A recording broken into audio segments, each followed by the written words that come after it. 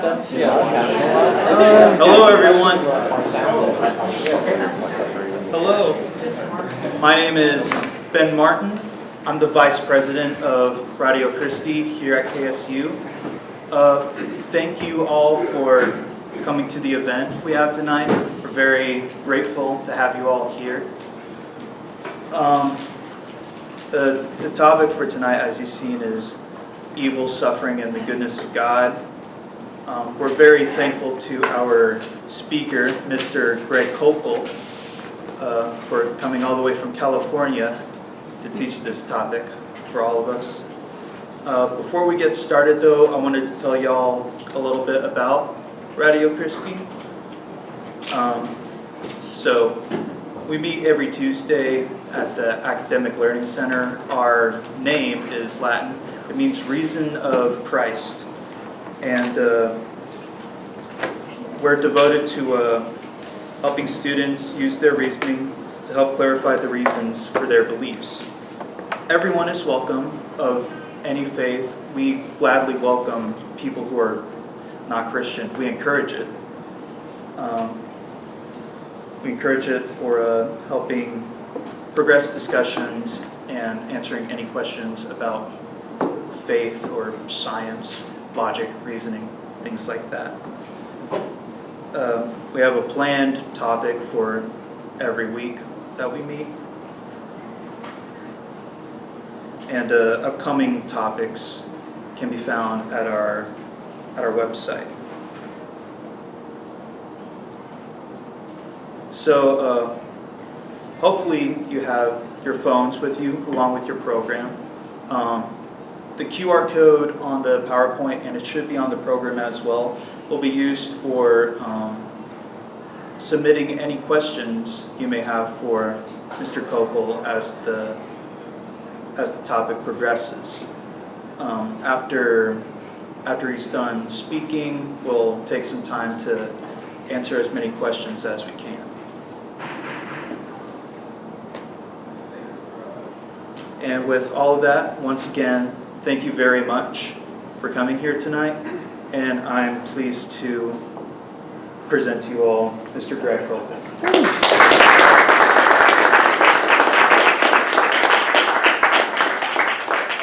Thank you. About 3 months ago, I was in El Paso, Texas, doing services in the church in the morning.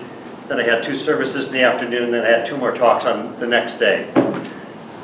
And at the second service, my voice started to go out. It's cracking and it's crumbling, and when I had lunch, it stopped completely. And I thought, how am I going to finish the rest of this project that I was on? And I realized, well, maybe I can't speak, but I can whisper. And so when I got up that afternoon, I grabbed the microphone and I put it right to my lips and I began to whisper. And what I said was, there have been people who have been praying for years for me that I would lose my voice. And today their prayer was answered. And I know that there were people in the second service this morning that saw me struggling and you were praying for me. And their hands are going up when I say this. And thank you so much for that, but God did not listen to you. And I'm whispering the whole time. So here's what we're going to do. We're going to have a partnership. Partnership is I am going to whisper very loudly and you're going to listen very carefully. And sure enough, I got through the next 2 talks that day and the two talks following. But today I don't have any microphone, which means I have to project all the way back. So Mr. Redo in the back, can you hear me? Yes, sir. Thank you. Are you military? No, sir. Well, you just said sir twice. Okay,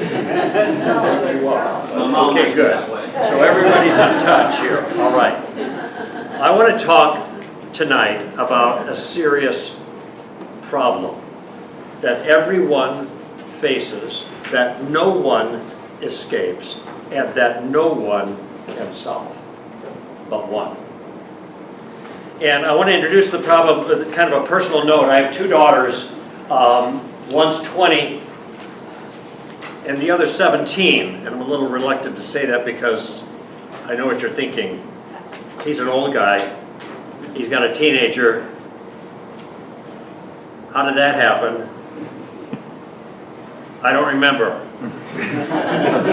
Nevertheless, I need prayer. But when my 20-year-old was about 8 years old, she came to me and she said, Papa, how do we know that God is true? And she wanted to know about the reasons why Christianity is reliable. Now, she already had some of the what stuff. Now she's asking why questions. These are the kind of questions I ask with audiences. I answer rather with audiences like this and other circumstances. But now I have to talk to my 8-year-old and try to put it in a way that she'll understand. And so I'm thinking about it for a while, and all of a sudden this thought came to mind, and I just told her. I said, honey, the reason we believe God is true is because He's the best explanation for the way things are. Let me say that again. The reason that we believe God is true is because He's the best explanation for the way things are. And I realized after I said it that this is really my entire approach to my whole project of making a case for the Christian story, for the Christian account of reality. In other words, there are other stories, but this is the story, this is the account of reality that has the best explanatory power. All right? Now this is a concept that people sometimes will use, certainly in science, where you look at different ideas and you're trying to figure out which ideas or explanations do we have of this physical event that does the best job of explaining it. All right? It's the same principle that I'm putting in play here. And if we're going to adopt a view of the world, and everybody has some kind of view of the nature of reality, what's going on? What's it all about? Now maybe you don't have a highly developed view of that, but still, these are the kinds of questions that human beings characteristically ask about the nature of the world. What's up with this? All right? It seems to me that if you're going to land on some worldview, it's got to explain the world the way the world really is. In other words, it's got to satisfy this concern about explanatory power. It's a principle that can apply to lots of issues, but I think it's especially applicable to the issue that I want to talk about today. And that's something that everybody knows. It doesn't matter where you live or when you live, everybody knows that something is wrong with the world. Things ain't right. The world is not the way it's supposed to be. It's a natural response to the world. And just recently we've had very, very dramatic events that have taken place. One in Utah, one in Charlotte. A murder on a subway or a train or something like that. We look at these things and we think, OMG, right? Like, oh my goodness. What's up with that? What is going on here? We all know something's wrong with the world. So here's my question. With regards to this, the evil in the world, what is the best explanation that makes sense of the mind-numbing evil and suffering in the world? Not only what best makes sense of it, but what is the explanation of reality that gives us the best resources to deal with these kinds of problems? So let me introduce this problem in a little more formal sense. Okay? Many years ago I watched a movie, some of you might have seen it. It's a movie called Sophie's Choice. And in this movie it was a woman, it was a movie about a Polish woman who had survived the Auschwitz concentration camp. And this changed her life, obviously, forever, and having all kinds of difficulties in a relationship. And at one point, she begins to reflect on what happened to her in Auschwitz. She was a single mom, had 2 children. This character was played by Meryl Streep, a much younger Meryl Streep. And as she began to recount the tragic incident to a friend, she was almost speaking in a monotone. She said, I was arrested. My children were sent with me to Auschwitz. When the train arrived at Auschwitz, the Germans made their selection, who would live and who would die. And as she's reflecting, there's a flashback, and she sees a soldier in front of him, kind of in sepia tones. You may keep one of your children. The other one must go. Do you mean I have to choose? I can't choose. You are a Pole, not a Jew. You have a choice. But I can't choose. Choose or I'll send them both away.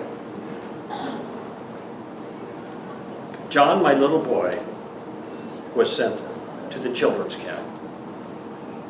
And my little girl, Eva, was sent to crematorium too. She sighed and she wiped her eyes, and then she just says matter-of-factly, she was exterminated. And then she says this, as the tears are streaming down her face, she says, I knew that Christ had turned his face away from me, and that only a Jesus who no longer cared for me could kill those people that I loved. Now, I think this moving account depicted in this film Sophie's choice, the choice she had to make between one or the other of her children, one to live and one to die, reflects some of our deepest doubts about God. It can be expressed in a more formal way. If God is absolutely powerful and ultimately good, then he would deal with evil. But we have evil in the world, everybody knows that, and therefore he's either not powerful, or he's not good, or maybe he doesn't exist at all. And this is probably the most persistent, year after year, challenge to some form or any form of theism, all right? Because it looks like a contradiction, and that can't be true, and so probably God doesn't exist. And that's why I think this is a very popular argument among those who are atheists, and I'm completely sympathetic to them. And actually, it's a fatal attack if it succeeds. If there is in anybody's understanding of reality a built-in conceptual contradiction, then it's false, at least at that particular point. And so this is a very aggressive way of falsifying any form of theism. But there's more than what I just described, isn't there? There's more than just this syllogistic apparent contradiction. Because the real problem isn't intellectual. The real problem is personal. Sophie's dilemma wasn't intellectual. She wasn't pondering, the law of non-contradiction, the problem of evil. She cried out, only a Jesus who no longer cared for me could kill those people that I love. And when we cry out, face tragedy, and cry out in anguish in our own personal lives, and we all do at different times, regardless of our belief system, regardless of our faith, regardless of our convictions, we still cry out, why? How could this happen to me? How could you let this take place in my life? Where was God? And by the way, today is 9/11. I don't know how many of this actually registered with many of you, because you have to be at least 25 years old to have any recollection consciously of this event that claimed 2,977 lives on American soil, just like that. And I actually had a debate the following week at Cal State University, Northridge, and on the problem of morality, whether morality was real. And one of the things I was able to hold up, just for effect, was the LA Times that had the headline, evil, like committed on American soil, something like that. In other words, this is what shakes us up when it hits home to us personally. Today is the 24th anniversary, memorial, 9/11, just in case you didn't know. Bertrand Russell, the great 20th century philosopher, British, said, how can you talk about God when you're kneeling at the bed of a dying child? Now, I remember when I first heard that citation, because he's gone now, and I thought to myself, I don't know what I would say to any atheist who came to me, the Christian theist, and said, how are you going to talk about God when you're kneeling at the bed of a dying child? I had no idea what to say. So I want to be clear about something right from the start here as we talk about this broader issue. I'm not addressing this problem as an apologist or as a philosopher or a theologian. I have advanced degrees in all those areas, but that's not my approach. I'm approaching this as a human being who has to live in a world that's thick with suffering. And I have to answer for myself the question, what is going on? And one thing that I realize is that the problem of evil is not a Christian problem. The problem of evil is not a theist's problem. The problem of evil is a human problem. And what that means is if you're here and you're an atheist today because of the problem of evil, and if you are, I'm glad you're here. And I'm not going to try to convert you tonight. I hope I kind of annoy you a little bit in a good way. Get you thinking about some things. But I understand. I get that. Okay? But if you have rejected God because of the problem of evil, I just want to put you on notice that you have not solved the problem. You have just gotten rid of one possible solution, one that I'm going to try to explain tonight. But you haven't solved the problem. And the question I'm going to ask you, genuinely, is if now, okay, maybe God doesn't exist. But what about all those things that you just raised issue about? The murders and the thefts and the plundering and ethnic cleansing and rape and whatever. Do those things still happen? Sure they happen. Are they still evil? Yeah, of course they're evil. That's why I don't believe in God. Now you explain to me, in a godless universe, how those things could be evil. How is it in the context of your new worldview now, atheism, or whatever other worldview that you adopt? And there's lots of stories out there to take. How do you solve that problem? Because that problem isn't just on the Christian, it's on everybody. And if we're going to have a clear view of reality, then we have to take that problem seriously and then do our best to try to give an answer. So my approach in what I have to follow here is that I want to ask the question, who has the best answer? Who can make sense of the question itself? And which worldview has the best resources to deal with the problem? That's what I'm after here. I'll tell you right up the front end though, I'm a Christian theist, all right? I don't have all the answers. Christianity's messy. You know why? Because every worldview is messy.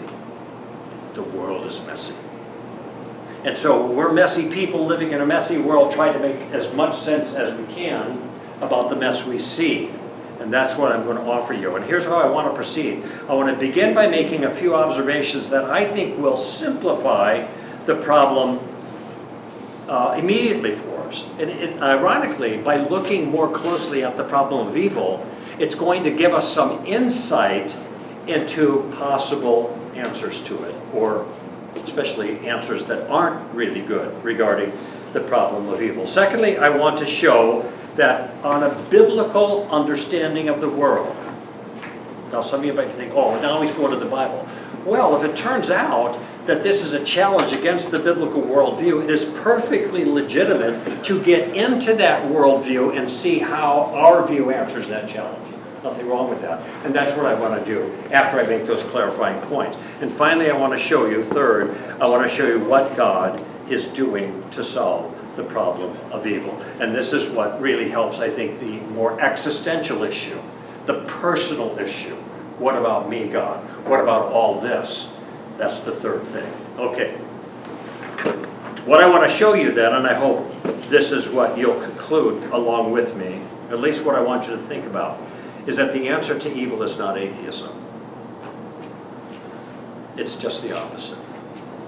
The answer to evil is God in Jesus on a cross at Calvary. So stay with me. You got to put your thinking cap on a little bit, but I'm going to walk you through this. First point, okay? Evil is something. No doubt. That's the complaint. Evil is something. But I don't think you realize the significance of that observation, because there are a whole lot of people on this campus, because on every campus and in every city, who are convinced that when you start talking about right and wrong, it is just only your personal opinion. That's it. That's all you can say about it.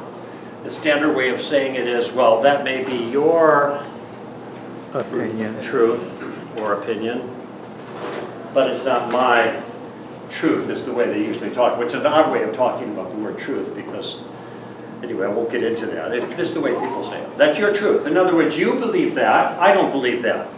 Okay? Abortion? Well, it may be wrong for you. It doesn't mean wrong for them. Certain types of sexual behaviors? Well, it may be wrong for you. Then don't do it.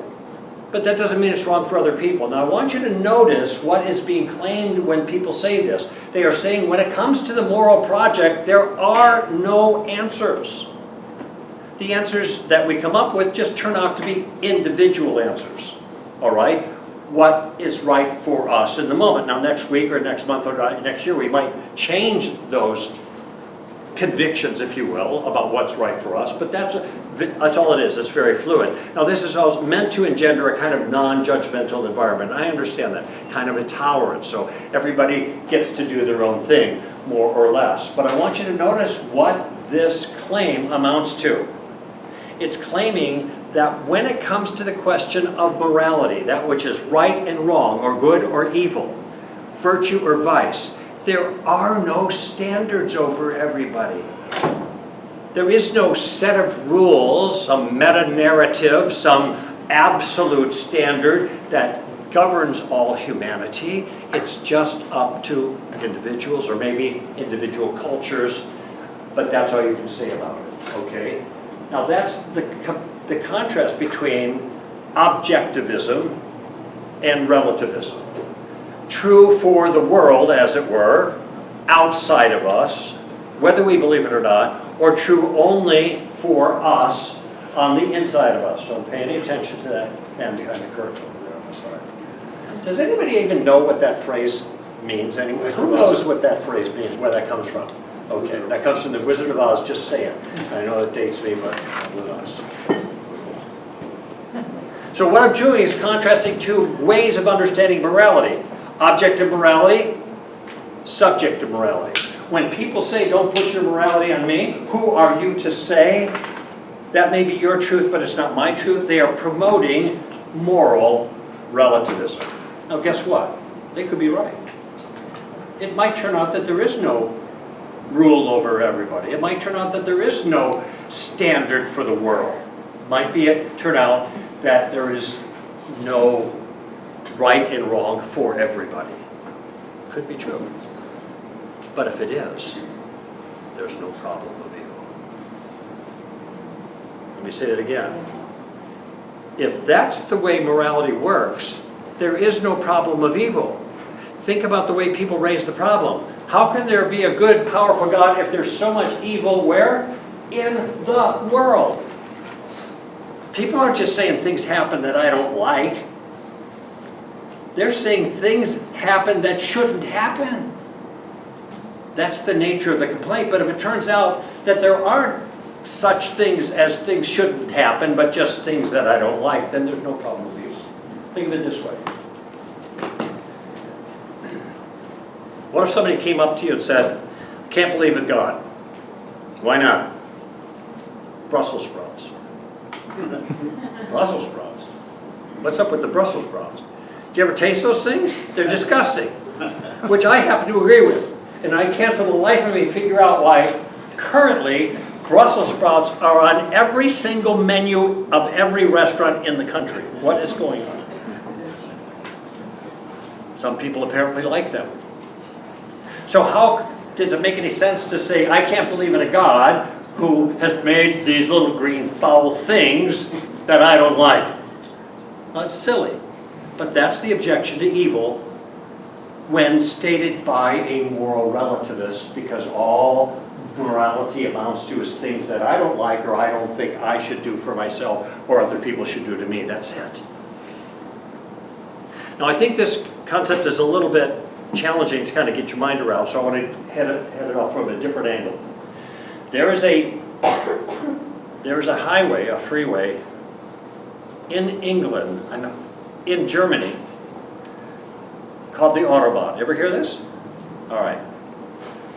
Here's my question. Can you break the speed limit on the Autobahn? No, why not? There's no speed limit. Now, I've actually driven on the Autobahn in a rental.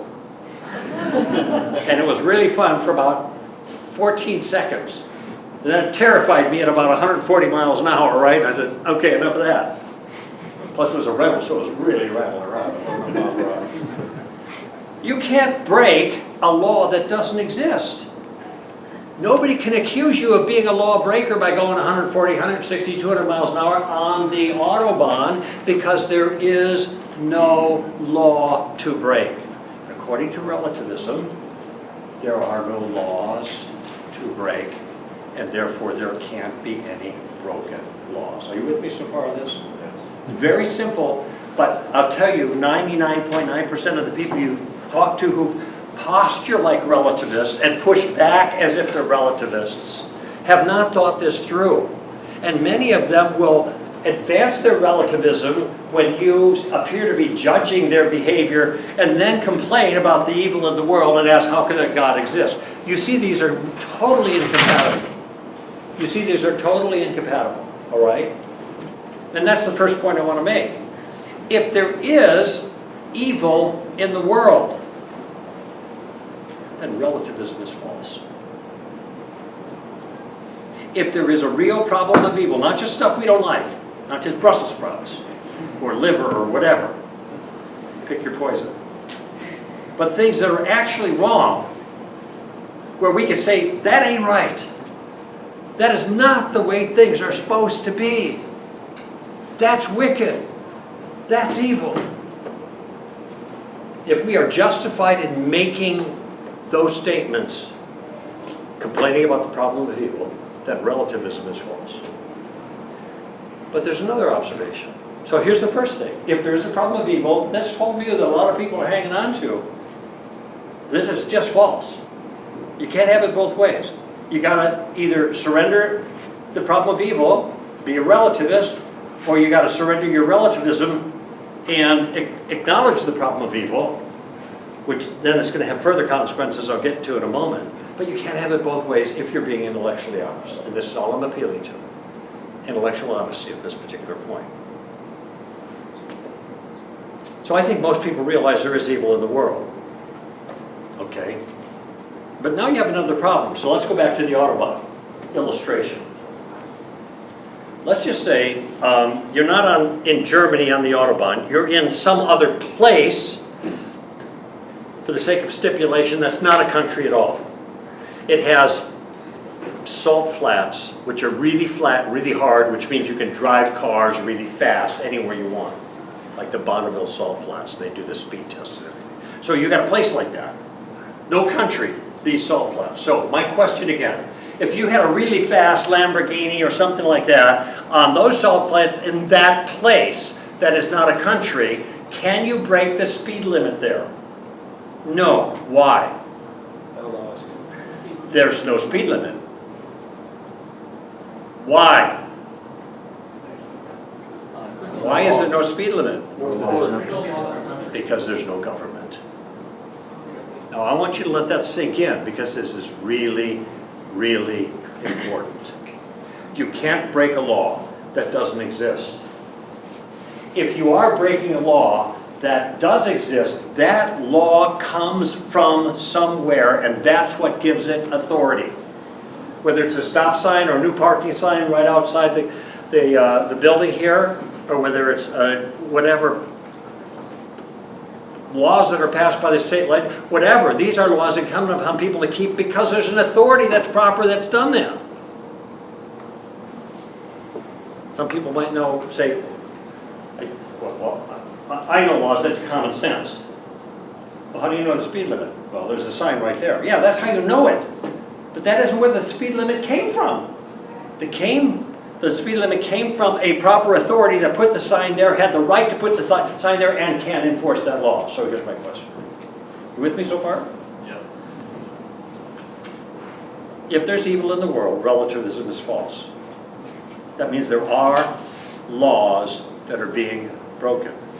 But there can only be laws that are broken if there is a lawmaker to make them. Therefore, the existence of evil in the world is not a good argument against God. It is one of the best arguments for God. Now, are there like loose ends here? Sure. Are there questions that need to be answered? Why would God, etc., etc.? Sure. And people have made attempts at that, but you're still faced with this foundational issue that real evil requires real morality, and real morality requires especially transcendent morality we're talking about, requires a transcendent lawmaker. And listen, I've gone round and round with really smart people on this issue. You are not going to find another adequate foundation for the kind of laws, transcendent moral laws, that are adequate to ground a robust problem of evil without God. If there is no lawmaker, there are no laws. If there are no laws, there are no broken laws. If there are no broken laws, there's no problem of evil. But there is a problem of evil. Therefore, there are broken laws. Therefore, there are laws. Therefore, there is a lawmaker. Therefore, there is a moral God responsible for those laws.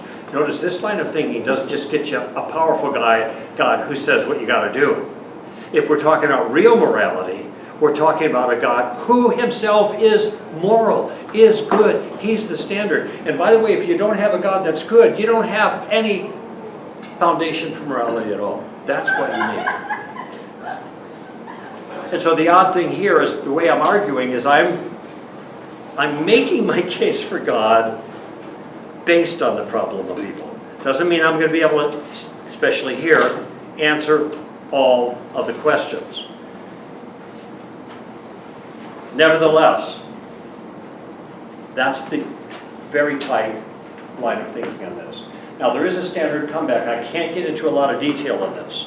I'll tell you what it is, and I hear it all the time.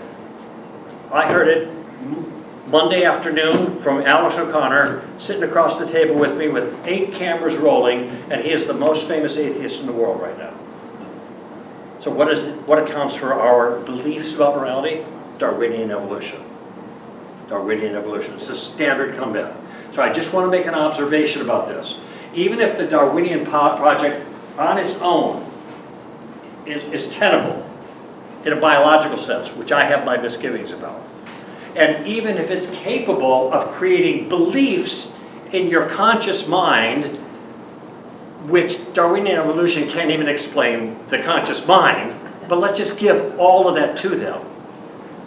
And those beliefs that you have are moral beliefs that some might say helps you to get your genes into the next generation. And that's a lot of twisting and turning to try to make sense of that. Even if that were all true, here's my question. What kind of morality does it give you?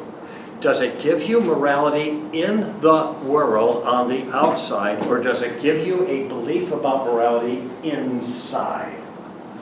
Is it outside or inside? Think about it. Anybody want to take a shot? Can biology make rape wrong? No, of course not.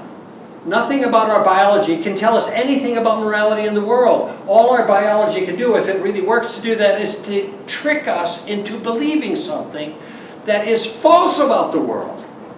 It tricks us to believe that rape is wrong, or murder, or whatever you want to do. Call it. That isn't really wrong in itself. The belief is inside. It has nothing to do with really is outside. If it's inside, that's relativism. And if relativism is true, in virtue of Darwinian evolution, you still do not have any problem of evil. See what I'm saying? That's not going to get you anywhere. So, evil first is something. It's real. And if it's real, then relativists and atheists, it just seemed to me, are out of the discussion. If you're going to stick with this problem, which you ought to because it's real. Okay, I've said that evil is something. Okay, here's the second thing. Evil is not some thing. you got me really confused. Evil is something, but it's not something. Because look, if God created all things and evil is a thing, then God created evil. Now that follows. If evil's a thing. Evil's not a thing. Evil is where something is missing. What's missing? Goodness. Goodness. So, let's see, let me think of an example. A shadow is not something. It's where something's missing, right? And the light is missing. I had another illustration I can't think of it, but you get my point, okay? Now I want to make an illustration to make this really clear to you that when something is bad, it isn't something that has been added that needs to be accounted for by creation or something, but something that's been taken away. So I need a help. I need somebody, and it's hard to find these nowadays, I need somebody with a pencil. Anybody here has a pencil? You have a pencil? Mind if I borrow it? Okay. Okay. I'll give it back, I promise, okay? Now, I want to ask you a question about this pencil. This is a type, what are you writing with? Ticonderoga number 2. Ooh, that's my style. Is this a good pencil? Wait, let's see. Writes. Erases, that's the really important part, okay? Is this a good pencil? What do you think? Yeah. Yeah, sure. What makes it good? It's doing what it's supposed to do. It's accomplishing what it was meant to accomplish. All right? Great. Now watch this. Now let me ask you this question. Is this a good pencil? Not really. Because it's broken. Did I add anything to this pencil? No. No. Energy, but in terms of the substance, has the ontological status of this pencil changed? No. All the pencil stuff is still there. Nothing's added, nothing taken away. But now it's not good, it's bad. Which makes the point that when something is made for a purpose and it can no longer fulfill the purpose, then it is no longer good for what it was made for, it is bad. I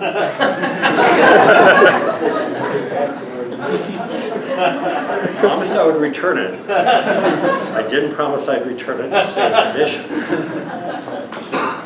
That's bad. Here's one other way of thinking of it. I thought my other illustration, okay? You get the concept. Okay, one other way. Did you ever eat a donut hole? Yeah. You didn't. I don't mean those little gut bombs that you get at church after the service. I mean the hole. I mean the donut hole. Did you ever eat a donut hole? No, of course not. Why not? Because the donut hole is where the donut ain't. There's nothing to eat. But we still talk about the donut hole as if it's real, but we realize it doesn't have ontological status. The's nothing there. And we have the same thing with evil. We have evil is not a stuff, it's not a thing, it's a description of something missing. It's where goodness ain't. It's a hole in goodness. And this brings me to my third point.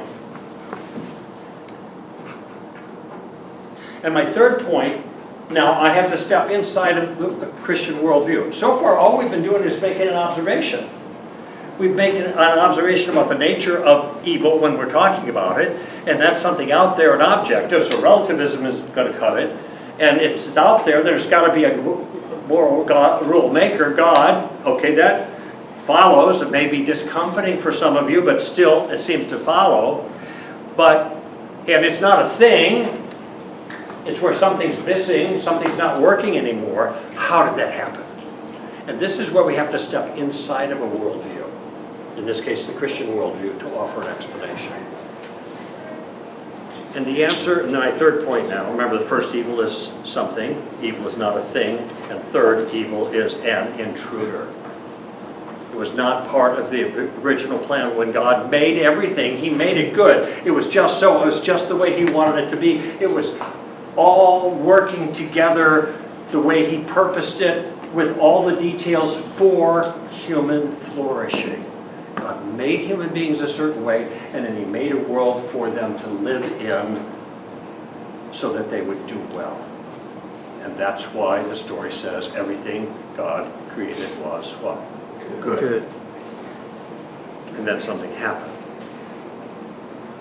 And to put it very simply, those human beings that God made in His image to be in friendship with Him, and regions over the world, be fruitful, multiply, subdue, which is meaningful work. It isn't rape the environment.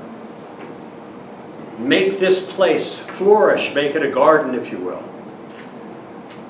And He gave them a limitation because He's God, and He's testing their friendship, and they said no to God, and they did their own thing. You do you, in more contemporary terms. And when they rebelled against their Maker, the sovereign of the universe, they broke their relationship with God. They broke their relationship with each other. They broke their relationship with the environment. They broke the whole world. And that's why there's evil in the world. Because a broken world produces broken people and broken circumstances. They broke everything. And there's a reason why this was possible. And so I want to move to the fourth point now. Moving quickly here, giving you kind of an overview. I realize there are some questions that you may arise, but I want you to get the big picture here. Part of the objection here, the problem of evil, is an apparent contradiction. If God is good, which you say, Christians, and God is powerful, which you say, Christians, there would be no evil in the world, but there is evil, so what's up with that? And this is where point 4 comes in. And it simply is that something good, moral freedom, makes evil possible. Now this is where you're just going to have to reflect on your own ability to make your own choices, whether good or bad. And you're going to have to decide whether this is a good thing or not.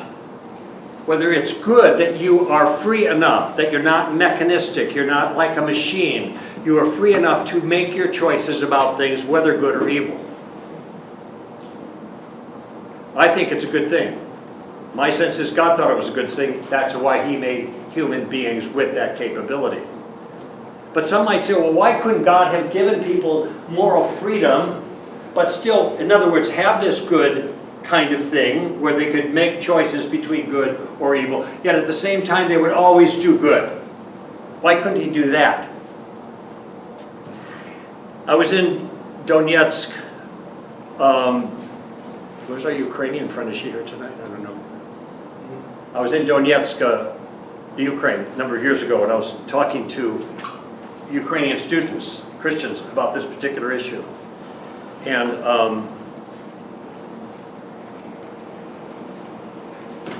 I'm looking for something I don't have, a paperclip. Now, if I ask you, somebody to give me a paperclip, I'm probably not going to get any takers. Wait a minute, I think I might have one here. You're going to break my paperclip, man. All right, I can't even find my paperclip.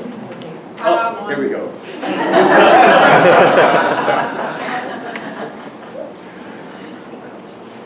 Lesson of the pure in heart, right? Okay, I got a little bit. I'm supposed to have a really big one. So anyway, I'm talking to these students about this particular issue. The question of why couldn't God have made creatures, humans, that were morally free, but not capable of using that moral freedom for evil. And so I got this paperclip out. There's a gentleman that was a young man, student, sitting in front. He's a big guy. I'm from Chicago, so I think of originally. So I think of, gangsters. And this guy looked like a gangster to me. His name was Vitali, but I just called him Vito. So Vito. And I had a translator. I said, Vito, can you take this paperclip and bend it into a square? He says, da. I give him the thing, and he starts bending the paperclip, right? Then he makes it, now you know paperclips are kind of missing a little bit of section there when you make a square, but you kind of fill it in. Okay, that's kind of a square. I said, horosho, good. Can you take that paperclip and bend it into a circle? Oh, no. And he's bending like this. Now remember, it was already a square, so the circle's going to be a little lumpy. But I'll go with that. And so he kind of makes a circle out of it, right? I said, that's good too. Horosho. Oh, one more thing. Vito, can you take this little bitty paper clip and bend it into a square circle? Yet. What do you mean yet? Look at the guns on the, you're strong, you're big, whatever. You can't take this little piece of wire. Do you realize that that problem that I'm asking him to solve has nothing to do with his strength? It has to do with the logical impossibility of the task. And this is exactly the same thing that we face when we have a circumstance where God made morally free creatures. They can't make them into morally free creatures who cannot choose to do evil, because that wouldn't be moral freedom. Not this kind of moral freedom. And this is the kind that God gave us originally. Okay? It has nothing to do with God's goodness. It's because of God's goodness that He made us the kind of creature that is capable of being in the friendship with Him. It's because of God's goodness that He made the freedom, but it's not a limitation of power that He can't do the contradictory thing.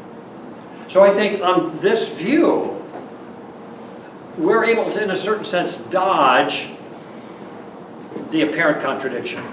Turns out that even in a philosophical sense, this so-called deductive problem of evil doesn't go through, and philosophers don't debate that anymore. They don't argue that, because it certainly seems possible that if God, even though God were good and powerful, He could have a good reason to allow evil for a season. It certainly is possible. And if it's possible, and there's examples that can be given regarding that. You know, my daughters, when they were younger, they didn't like shots. What kid does, right? But Papa got them shots. I did that evil deed to them, you know. Why? Because I love my daughters, and I'm trying to protect them, and I know the consequence of this short-term pain is going to be long-term good. Okay? And so that's certainly a possibility. Therefore, there's no necessary contradiction in the existence of evil and the existence of a good and powerful God. All right? I'm just taking it a step further. And I want to talk now, because we can do better than just dodge the objection or judge the apparent contradiction. Remember, Bertrand Russell made this point: how can you talk about God when you're kneeling at the bed of the dying child? And I said, oh man, when I heard that, I didn't know what I'd say. Then I heard Christian philosopher William Lane Craig's response. He said, what is the atheist Bertrand Russell going to say when he's kneeling at the bed of a dying child? Yeah. Tough luck? Too bad? That's the way it goes? No happy ending, no silver lining, nothing but devastating, senseless evil? In fact, he can't even call it evil in the moral sense because he has no grounding for doing it. Atheists are struck dumb while kneeling at the bed of a dying child. We are not as Christians. Because we have a much bigger perspective. We know it goes further. And there's a God that can take the bad and make good out of it, even as devastating as the bad was.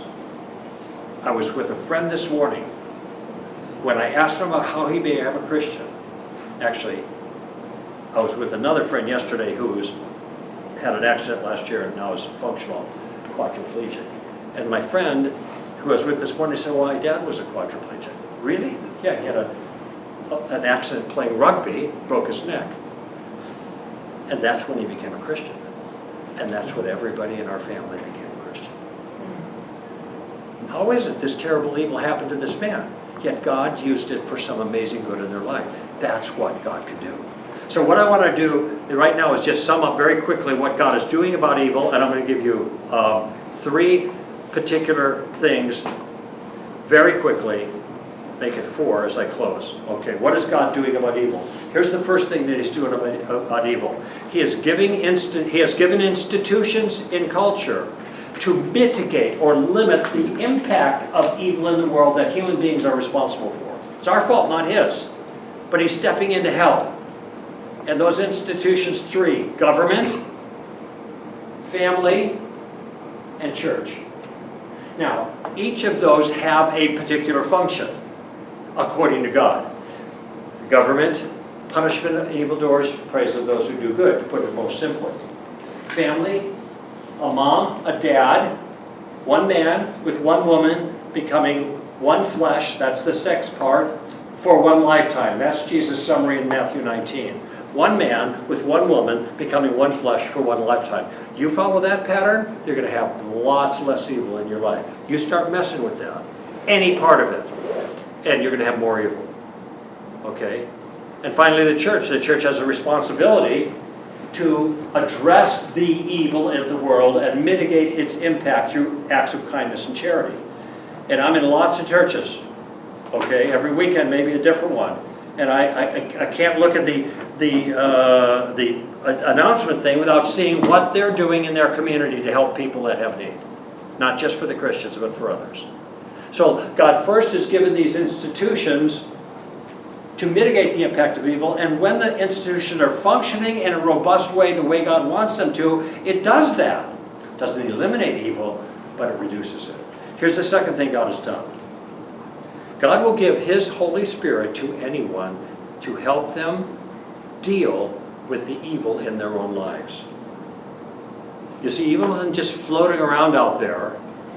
The evil in the world is a result of what human beings, for the most part, have done. And that's us. We're the guilty parties. And if we really care about evil in the world, and that's our complaint, then we should start with us. How are we going to do that? We need help. And God will help us to do that. All right? That's the second thing. Here's the third thing that He's done. Not just the institutions, not just providing His Holy Spirit to help you. There will come a time when God will remove every remnant of evil from the world. That's in the future. One thing that's important to understand with regards to the Christian account of reality is evil is part of our story. It starts in chapter 3. It doesn't end for 66 books. And our story's not over yet. We're right in the middle. And because we're right in the middle and we're the guilty party, the most important thing that God is doing about evil, and this is number 4, is He has sent His Son to die for guilty, evil people. Amen. So that we can experience mercy rather than justice. The mercy which we do not deserve instead of the justice which we do deserve. And this is possible because God came down in the person of Jesus of Nazareth in an event that split history in two. Well, that's quantifiable. And what He did on the cross is He took the punishment that we deserve on Himself. He made a trade. We get His goodness, He gets our badness. And that's what rescues us. And will eventually rescue the entire world system as God sets it right. But that issue right there is the crux, isn't it? Because in the final assessment, everyone's going to have to stand before God and give an account for the evil they've contributed to the world. And our hands are on the smoking gun. And when that time comes, either Jesus pays or you pay. Either Jesus pays or you pay, and that's the calculus. Either perfect mercy, which is forgiveness for everything you've ever done wrong, and God misses nothing, or perfect justice, which is punishment for everything you've ever done wrong, and God misses nothing. You see, this is why I said at the beginning, as we got into this complex matter, that first of all, everybody has to face this problem. Every worldview has to come up with some characterization consistent with their worldview to make sense of this reality. And not just the reality of evil in the world, but the reality subjectively of our guilt for the contribution we've made. And I made some clarifications about the problem. That if there's a real evil in the world, then relativism is false. And if relativism is false, then objectivism of some sort is true. And that means there's got to be a God that makes the laws, a good God who grounds those laws. And then I said evil's not a thing, it's a broken thing. It's a whole of goodness. And it came when we rebelled against our Maker and broke the world. And now we live in that. But God has a plan, a rescue plan. And that rescue plan is Jesus of Nazareth, Emmanuel, God with us, who came down to rescue us. You see, the answer to guilt is not denial, that's relativism. The answer to guilt is forgiveness. And this is where Jesus comes in. Atheism is not the answer to the problem of evil.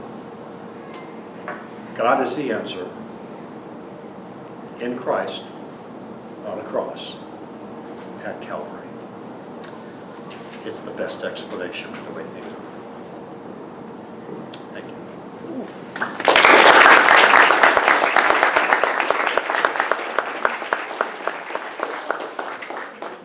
I know you got questions, but I've only seen 2 so far. By the way, this is a pencil case. I hope you'll find something in there.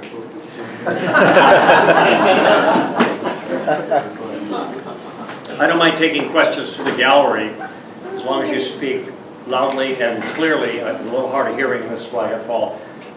Well, let You can translate for me. me start with a couple that came in. All right, that's good. And then if others would submit theirs while we're working on these, that would be great. Okay. So the first one is really long, but I'm going to get cut to the chase. He finally got to the point where he asked the question, how do I find the strength to pick up my cross and submit to His will even through the hardest parts of life? This is not an easy question to answer. I've been a Christian in 2 weeks, 52 years. I became a Christian in 1973. I was 23 years old at UCLA. And it has not been an easy 52 years. It's been a hard 52 years. I became a Christian during the Jesus movement in Southern California. And part of the appeal of the Jesus movement by some preachers was, you know, Jesus will set your life straight, He'll solve your problems, He'll get your kids off drugs, He'll heal your marriage, He'll get you a girlfriend, I mean all kinds of crazy stuff. Well, it's not the way it works. When you become a Christian, your life gets turned upside down, if you're serious. If you become a follower of Jesus, and it's the problem with the word Christian, a lot of times it means too many things. So I'm talking about a faithful follower of Jesus. When you put yourself in His hands, He gets to work on you. And in my case, He had a lot of work to do, and that's true for most of us. And that means it was very, very hard. And there were lots of challenges I had to face, and I still do now after half a century. It hasn't gotten easier. The problems have gotten bigger and harder, as it turns out, but God has gotten bigger through me, I guess I could say. But I'll tell you, in terms of my interior life, it isn't like, man, now I'm 50 years old in Christ. Oh, it's a breeze. No, it doesn't work that way.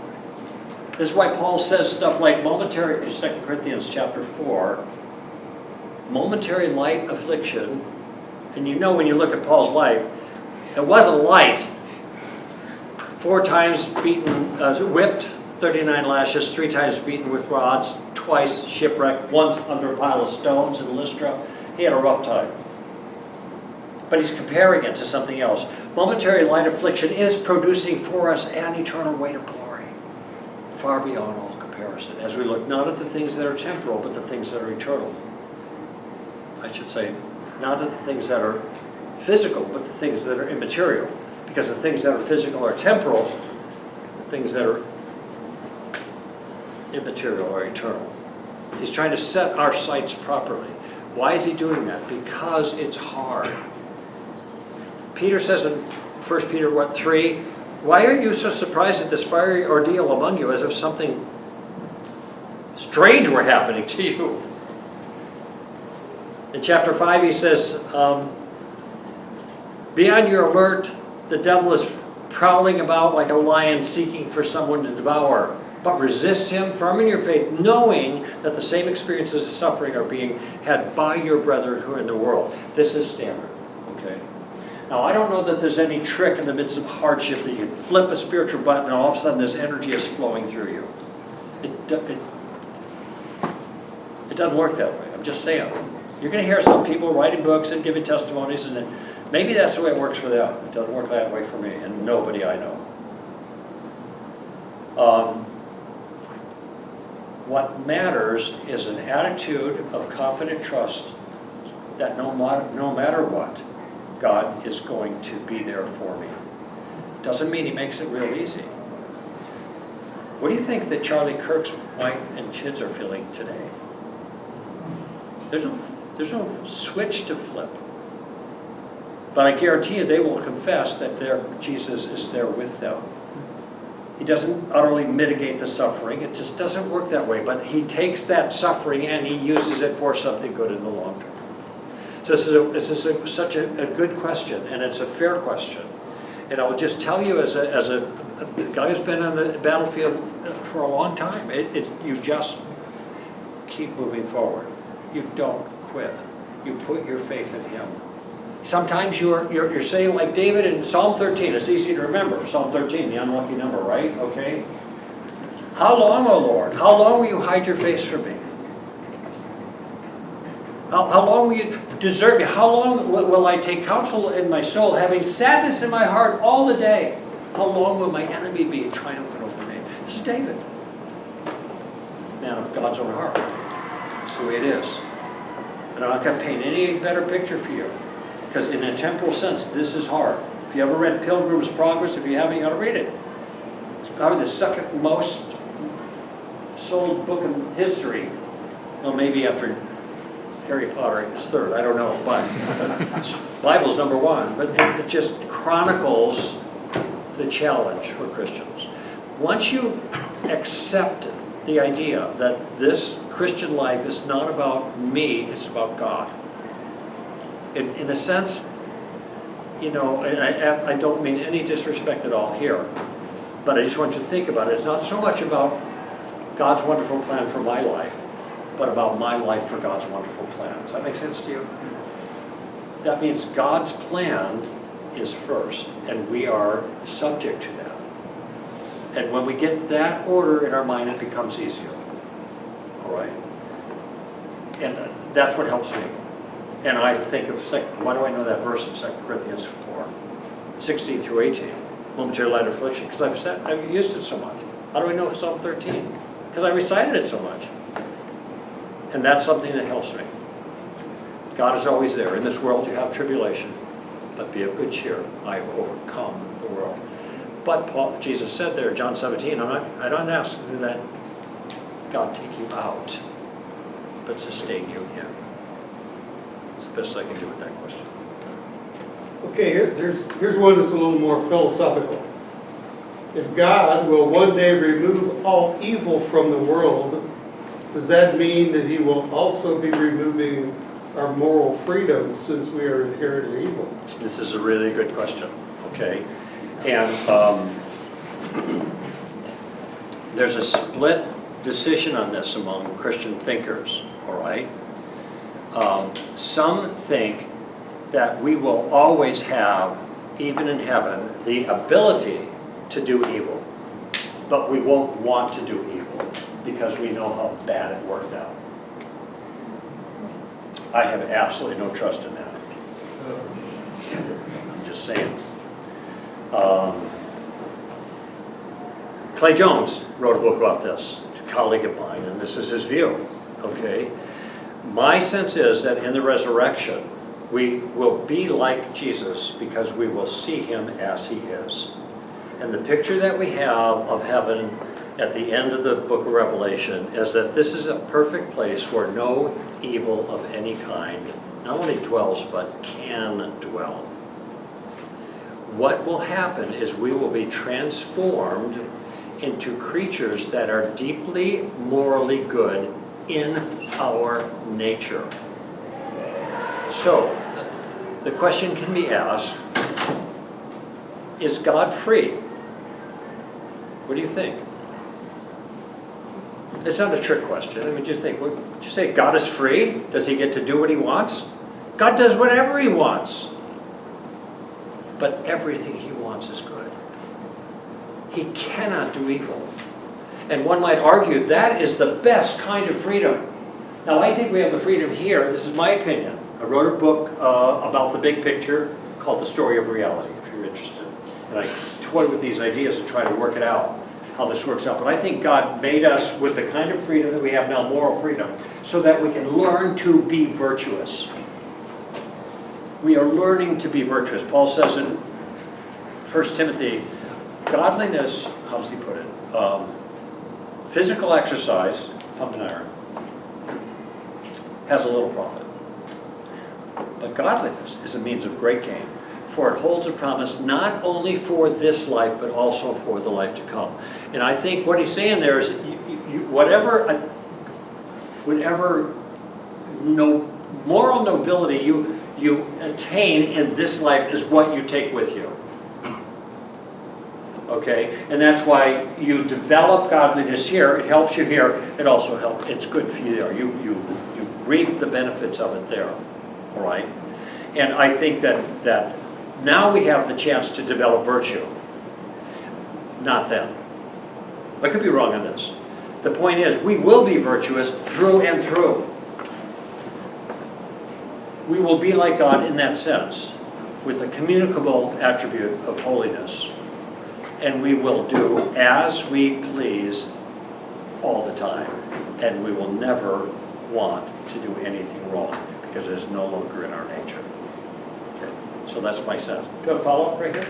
Yeah, I can see how in the rapture, he's taking everybody that's abiding, and we see him as he is, which is face to face.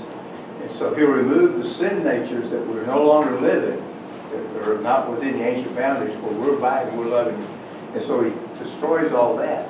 But then in Obadiah it says, warrior savior, same word used, it's interpreted more, Yeah. will go up on Mount Zion and be redeemers for Edom. So is he going to use us later? So we'll have no sin, like you say, we'll be perfect because he's having a face-to-face, and only the pureness of him is there. But then do we get to learn more of his character by being brought back here to take it after the 1,000 years? So are you asking after the resurrection, our resurrection, will we be learning and developing more virtue? More of his character. Like, we won't have any temptation after we're in the... Yeah, see, this is where I'm not sure. Right now I'm not convinced that we are going to increase in virtue after the resurrection. And I think this is what, I just want to answer the question quickly and move on to some others, but I don't want to get too granular about this. But other people disagree. It just seems to me that when we are resurrected, we will have a moral perfection. Now, how does this make sense? If some people may be more virtuous than others, and just as an illustration, this is what a friend shared with me once. He said, it's kind of like you can have two perfect light bulbs. One's 100 watts and the other's 1,000 watts. They're both perfect in their wattage, but one has more wattage than the other. I don't know, it's just an illustration, and I think it's hard to figure all that out. We don't have a lot of information about that. It's clear that there's not going to be any sin in heaven. My conviction is because of the transformation in us that makes us like God, and we will exercise our will freely always for something good, because our natures are going to be good like God. And we will have that more perfect freedom that God has to always be capable of choosing the good and never have to worry about choosing the bad. Does that make sense? Speculative to some degree, but I think I'm onto something. We'll see. This question We'll comes from a student. Is being sinful and evil the same thing? Let me think about that. I guess generally, I think when we talk about it, we're using the words synonymously. But if somebody oppressed me, I think the word evil goes to something deep inside of us, where sinful is referring to behavior.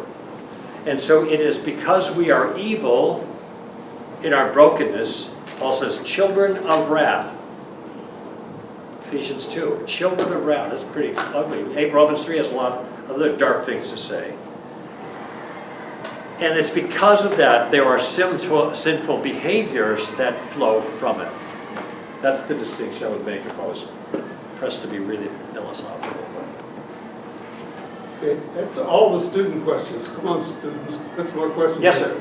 So you said you met Alex O'Connor recently, right? I'm sorry, say it You again. met Alex O'Connor recently?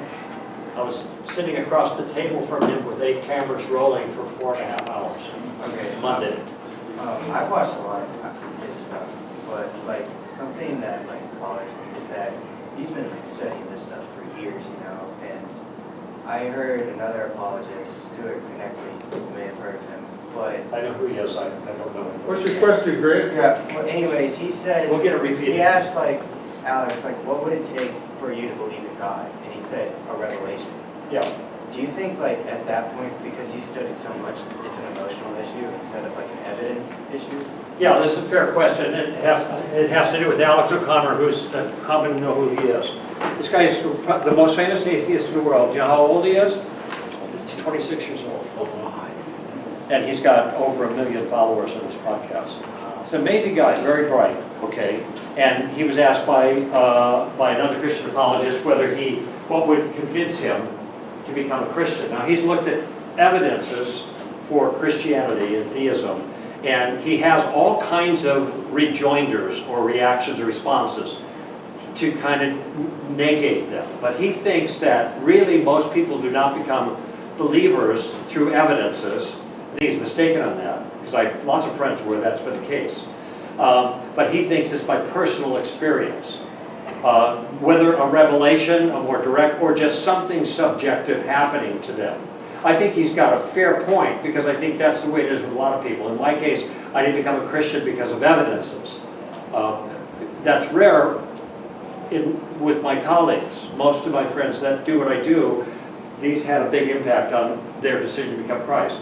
For me, I just came to a point, as I'm thinking about the things my brother's telling me about Christ, I came to a point of increasingly being aware that this was true. This is really true. Wow, this is really true. You know, I can't tell you any other way. So this is something, I understand it more now as a Christian, the work of the Holy Spirit in me. And so there's a sense in which he's saying, something like that's going to happen to me. And I think he is, in principle, open to that. But he's got a lot of barriers. He's got a lot of pushbacks. And I had to feel a bunch of those pushbacks the other day, you know. And he's a bit of a fighter. He can be a nice guy, but you do not trifle with a guy like this. And so I don't know what's ahead for him. He's mystified by consciousness. He doesn't know what to do with it because it's not physical. And he's toying with a thing called panpsychism, which is kind of a way of taking consciousness and making it a property of the brain and trying to get as close to something physical as he can. But he doesn't know how to deal with that. And so in this conversation, I went sitting down at Starbucks with him, okay? Cameras are rolling, so he's fighting for his side, and he's trying to make his point. And I think among those kind of interlocutors, debaters, whatever, he's more fair-minded than most, from what I could tell. But he's tough. And so he's somewhat playing to the camera. If I were and I invited him to dinner that night, but he had to fly back to London. And, but I think sitting across the table, I could have a different kind of conversation with him. He did say that he thinks there is evidence for Christianity. He said, and the resurrection, although he has problems with the resurrection, the historical accounts, he still thinks there's something. Now, I said, what did you say? You know, one of those kind of things that got him to repeat it. But because of the nature of the flow of the conversation, I couldn't get into more detail with him on that. That's something I could have done maybe across the table at dinner. So I don't know. I think he's a mystery, I think. But I don't think there's anybody tougher than him. Because this guy is brilliant, and anyway. Here's another Just say it. stupid question. If God loves everybody, why does he allow people who don't accept him to be separate from him for an eternity as opposed to just for a time? Well, that's another hard question to answer. And there's one consideration is that God does not love everybody the same. Now, this probably cuts against some people's sensibilities, but this is what Scripture teaches. If you read in the upper room discourse, I mean, we have John 3:16, for God so loved the world that he gave his only begotten, etc. Most famous verse. Fabulous. The word for world, though, is cosmos. It's not all people. That's not what he's referring to there. I'm not saying God doesn't love all people. I think he does. But I think that there are differences. So if you go to the upper room discourse, that's John 13 through 17. This is Jesus' last great discourse. And he's there in the upper room with his disciples. And I don't have the exact quotation on the Bible in front of me, but it says something like, something to the effect of, if you love me, Jesus, you will be loved by my Father. And it's very clear, some of you might be looking it up right, it's very clear, it's like 14, 15, 16 right in there. It's very clear that Jesus is making a distinction that there's a special love that is reserved for those who are his own, those who Jesus referred to as my sheep in John chapter 10. My sheep hear my voice, and they follow me, and I give them eternal life. Now this may raise other theological issues. I don't mean to go into a bunch of other areas. I just mean to say that the love God has for people is not the same for everyone. And it's not the same because God is making decisions on how he'll distribute his love. When the scripture says that God is no respecter of persons, it's not saying that he treats everybody equally. It means he doesn't respect anything about any individual person that impresses him. Oh, I'm a respecter of rich people but not poor people, or poor people but not rich people. No, it has nothing to do with you. He decides how he wants to distribute his love and his grace. And again, there are other theological elements that are involved here, but it's clear that he doesn't love everyone the same. And the scripture makes this distinction in different places. He has a special love for Israel. You can clearly see this. I chose you, not the rest of the nations. I just finished Deuteronomy. There it is. I chose you. And by the way, that could be good, it could be bad. Depends on you guys. Blessings, cursings, right? And so that's up to God. Because he has the liberty to distribute his love and his grace as he wills. And that's the point of Jesus' parable about the different people who went and worked in the field at different times, and he ended up giving them the same, even though they worked some shorter hours, some longer. And one guy complained, he said, look, can't I do with my own what I want? If I'm going to be generous to this guy, why are you complaining? I'm giving you what I said I'd give you. What's the beef? So, that, you may want to chew on that for a while. And sometimes when the question is worded this way, like, why would God, why wouldn't God, all we can do is speculate. Because many of those questions cannot be answered because they're in the mind of God. The answers are in the mind of God, and he hasn't told us. And we do the best we can with what we got, but nevertheless, we still have to speculate. On this issue of different love for different, this is biblical. God is not, let me put it this way, justice is a feature of God, okay? You don't punish good people, but you do punish bad. You don't punish good, but you punish bad. I mean, that's justice, all right? But fairness is not ever a characteristic of God in Scripture. Fairness, especially in our thinking now, is everybody gets the same. That's not fair. He got something I didn't get. This is not on the table for God. He's God. He can do what he wants with what he has. He does not owe anybody any forgiveness, ever. This is why it's called grace. It's not obligatory. I do see a hand in the back. you have a question there, or do you have? Are you a student? No, sir. We're taking student questions first. And I want Are to. you a student? I am a student. Oh. Let me see your ID. Do you think people do not deal with their sin aggressively enough because they have been deceived by grace? Not deceived in the way that we will not receive it, but deceived in the sense that we think that we can keep going back to the same actions over and over again and send the same prayer about ourselves. It's, When you say same prayer, you meaning? Father God, forgive me my sins.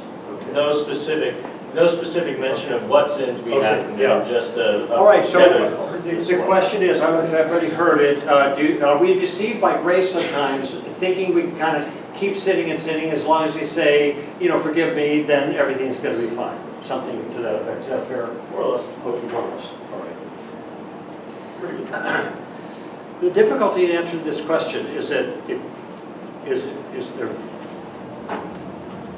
Paul says in Romans 6, after he gives this incredible characterization of the grace of God, he starts Romans 6 by saying, wait a minute, shall we sin more now that grace should increase? He says, of course not.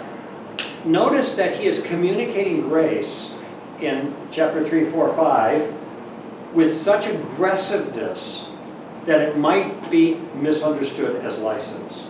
And some have said, if you're not preaching grace so aggressively that people might mistake it for license, you're not preaching it the way Paul preached it, all right? But his response is, no, you've been saved from that, therefore you no longer have to live in that. Okay, now that's like the spiritual theological reality. In day-to-day life, it's a give and take and a give and take and a give and take. It's a stock, like a bull market, stock market. Up. You have these pullbacks. Okay, and I'm thinking of my own life. Do I appreciate grace? I am so thankful that when I first became a Christian, I got magnificent teaching in the grace of God. It is the foundation of my Christian life.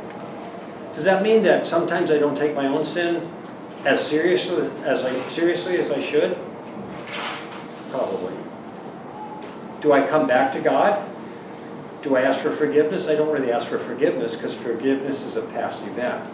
But I try to square things with God. I don't think this 1 John 1:9 verse that a lot of people, this is how you ask for, if you confess your sin, this is completely misunderstood, I think, by most people.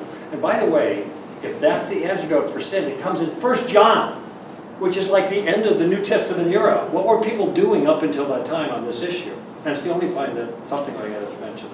I think we need to keep our accounts balanced with God, but forgiveness is a past event. Therefore, being justified by faith, we have peace with God, having received our introduction to this grace through Jesus Christ, blah, blah, blah. And that's Romans 5, the first couple of verses. Sorry, I couldn't finish it, but I got lost. It's a good verse. But this is the point. God's not mad at us anymore. He took on all of his anger at Jesus. Now, that is not meant to produce licentiousness. Okay? And people who take it that way, and they're off, well, here's the way I sum up like Romans 8, the first half of the chapter. If you're living like hell, you're probably going there.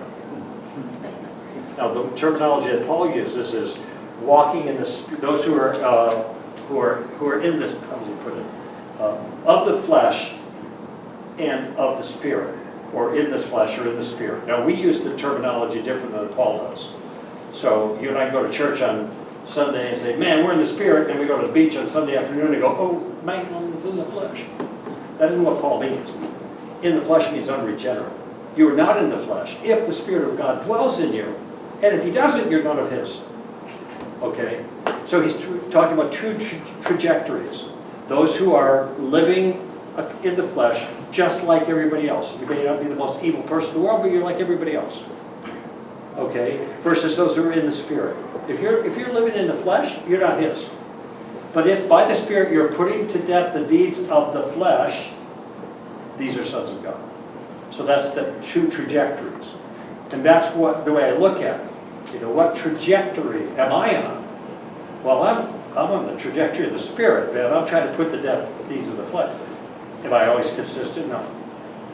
But I'm getting better after half a century. Got a long way to go.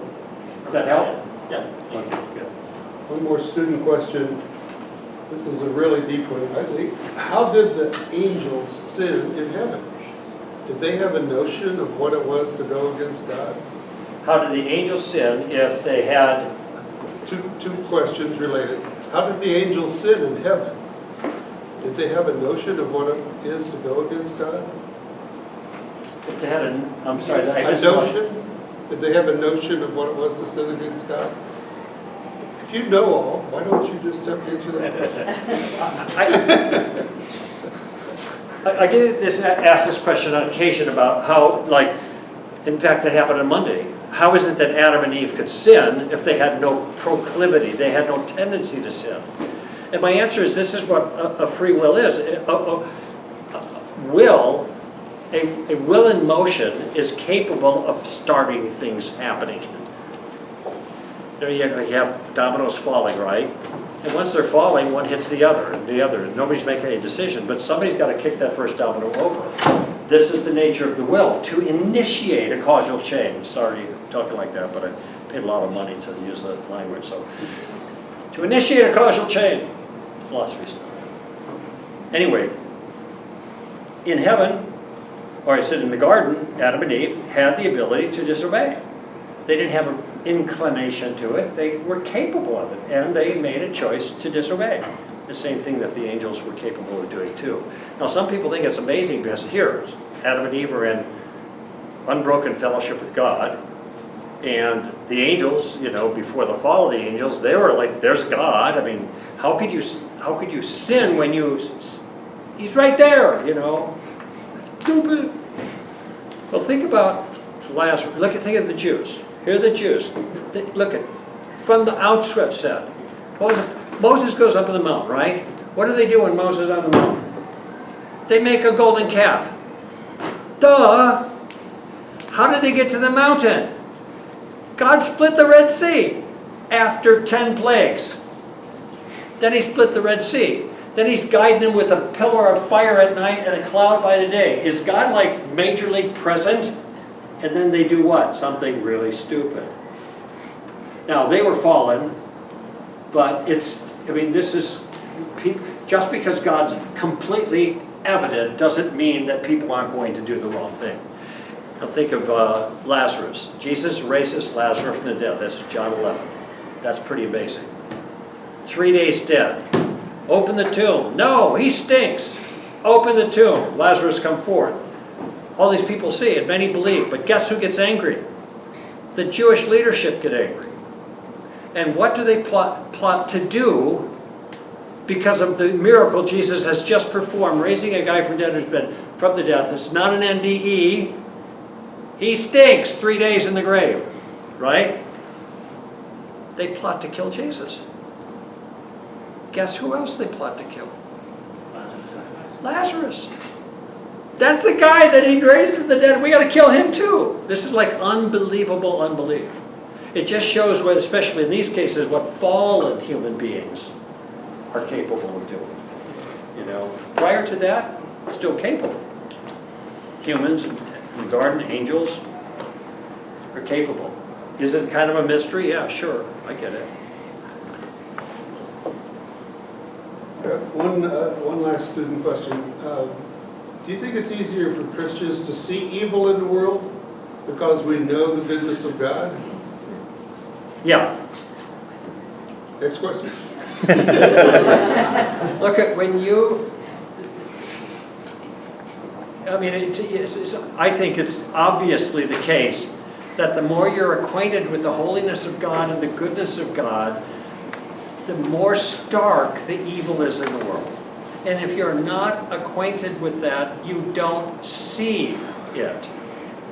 If you're not acquainted with holiness, you do not see the darkness.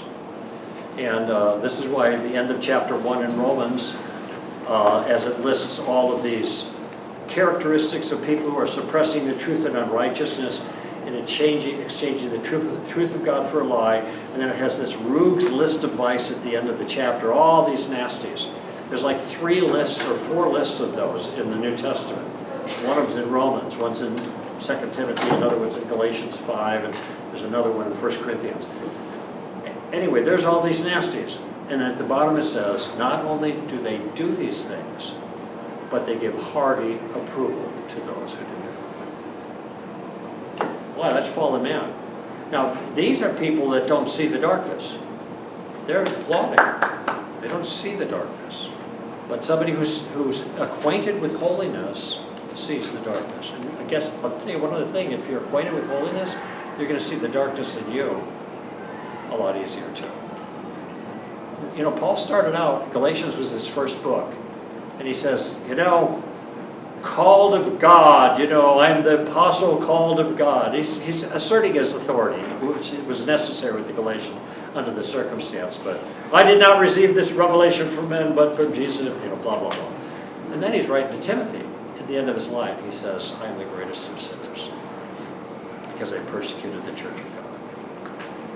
So there's a sense, I think, is as you grow in the Lord, even though you are, in a certain sense, quantifiably becoming more virtuous in your life, which is kind of what we were talking about a moment ago, even so, you have a deeper awareness of the darkness in your life, too. So it's kind of a funny thing going on. Okay, we have quite a few more questions, but I think this may be the last one that I take from the electronic input, and then we'll open the floor. I'm going to paraphrase this one. If churches want to teach and equip their congregation about this stuff, what resources or concepts would you recommend? You mean on the kind of stuff that I teach on? Or like okay, well, I represent an organization here that's called Stand to Reason. Okay, and our website is str.org. Easy. And it's on your program. Sir? It's on their program too. I didn't catch that one. Oh, is it on the thing? It's in the papers. Okay, good, thank you. str.org. And so we've got massive amounts of information in multimedia presentations. I mean, it's written, it's in video, it's podcasts, it's all kinds of stuff. And so I that's what I would recommend. But we are one of a lot of a number of different organizations that traffic in these ideas. We're Ratio Christi, look at it. Because they're great resources. So there are lots of people that are doing good work in this area. Ours is maybe just a jumping off point. Could I add one thing to that? So the website for Ratio Christi is on your program as well. It's not as simple as his, but it's rc-ksu.org. So at that site, if you look under the resources tab, you'll see a list of 50. STR will be one of those, and a whole bunch of others. Yes. So there are a lot of resources. Yeah, that's good. I'd like to recommend 2 books, and kind of unfortunately, in a certain sense, they both have my name on them, so it sounds self-serving. But I think these will really help you. And this is one of them. It's called Tactics. The subtitle is A Game Plan for Discussing Your Christian Convictions. All right. This book, I'll just tell you what people tell me when they talk to me at events like this. They said this book changed my life. And it's really flattering and humbling. But I'm not surprised because the things in this book that I teach changed my life in the way that I engage other people productively for the cause of Christ. And that really radically changed things for me. So that's my first recommendation, or that's one recommendation, because it has to do with engagement, okay? If you want to get a picture, a broad picture of the Christian worldview, I would recommend The Story of Reality. Now, actually, the first book I recommend is C.S. Lewis, Mere Christianity. There are a whole bunch of people that say, I can't read Lewis, he's too hard, which drives me crazy when I hear that, because he's the most lucid writer on the, well, he's not on the planet anymore, but you know what I'm talking about. So what I did is I wrote this, The Story of Reality, to kind of meet that need for a different generation. And so I just commend that to you also. I don't think anybody has it here, you can flash it. But. So that would be our recommendation. Our website and then those 2 books. And and then take it from there. Should we take some more questions to the gallery? Yeah, sure. Yes. Okay, my question Be very loud. okay, so recently I came to the realization that life is a gift rather than something you deserve, and God decides to increase the number of people's days based on practice and abilities according to His will. And my question is, why are some believers wrong in this practice? This is in regards to what happened yesterday with the was a believer. Does God remove people from service that are doing such effective work? This is one of those why questions, all right? Anybody know Nabil Qureshi? Yep. Seeking Jesus, seeking out, finding Jesus. Okay, Nabil was a good friend of mine. Okay, he died like 6 years ago, at the height of his life. Charlie Kirk. I didn't know Charlie Kirk, but one of my closest friends, Frank Turek, was holding his hand all the way to the hospital yesterday. I just found that out in a text when we were driving over here. Why? We cannot answer that. But there's a lesson for us. There's two lessons. One of them is we are each expendable. Every one of us is expendable, no matter what it is that we are doing good for the kingdom. And this man did tremendous good for the kingdom, as far as I know. I wasn't that acquainted with him. I'd never met him, and I just, I'm not a YouTube guy at all, so I saw these thumbnails of him battling leftists and whatever, but from what I understand, he was a magnificent ambassador for Christ. And his convictions about Jesus were front and center all the time. I count him as a martyr for Christ, because had he not been a vocal, committed disciple of Jesus, he would not have been shot yesterday. But he's expendable. Nabil's expendable. I'm expendable. We're all expendable. Because the kingdom doesn't depend on us. It depends on God. And God will use his servants as he chooses and then bring them home when he wants. Anybody remember Keith Green? Jesus Boom guy, okay? Died in 1982 in an airplane accident.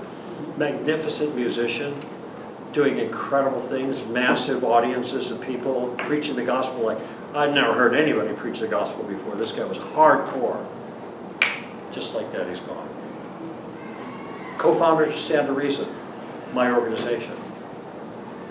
Founded this organization 32 years ago.